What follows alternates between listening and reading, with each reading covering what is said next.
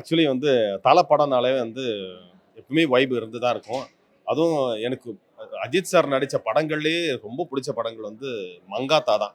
அது ரிலீஸ்னு ஒன்று வேற லெவல். ஏன்னா மங்காத்தா படம் வந்து பொதுவாக வந்து மங்காத்தால ஒரு ஸ்பெஷல் என்னன்னா, பொதுவாக ஹீரோ படம் ஹீரோ பேர்னா ஒரு மாசா இருக்கும். அண்ணாமலை ஆஹ் அந்த மாதிரி பெரிய பெரிய படமா இருக்கும். ஆனா அதை பிரேக் பண்ணது எனக்கு தெரிஞ்சு அஜித் சார் தான். எனக்கு ஒரு லேடி பேரு, ஒரு சீட்டு கட்டு விளையாட்டு பேரு, மங்காத்தான்னு ஒரு பேரை வச்சு ஒரு படத்தை எடுத்து அது பிளாக் பஸ்டர் ஹிட் அப்பவே கொடுத்தது அந்த படம்.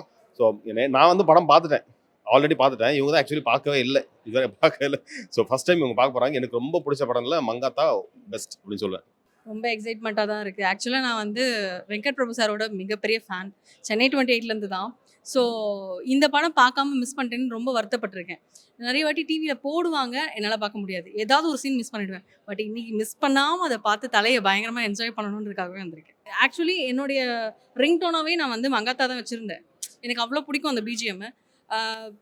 என்னன்னா இப்போ இந்த பிக் பாஸ் டைமில் மட்டும் கொஞ்சம் சேஞ்ச் பண்ணியிருப்பேன். மற்ற டைம்லலாம் மட்டும் மங்காத்தா தான் என்னுடைய ரிங்டோனே.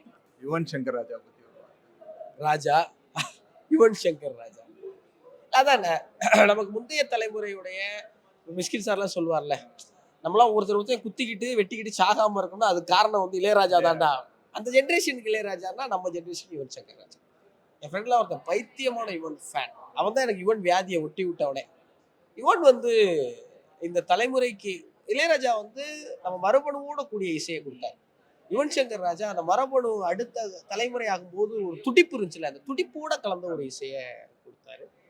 இந்த படத்துல இது நல்லா இருக்கு அது நல்லா இருக்குன்னு சொன்னா மற்றதெல்லாம் நல்லா இல்லையோங்கிற ஒரு ஏக்கம் வந்துடுங்கிற ஒரு வருத்தம். இதுல இது நல்லா இருக்கு அது நல்லா இல்லைன்னு சொல்றது இந்த படத்துல எதுவுமே கிடையாது.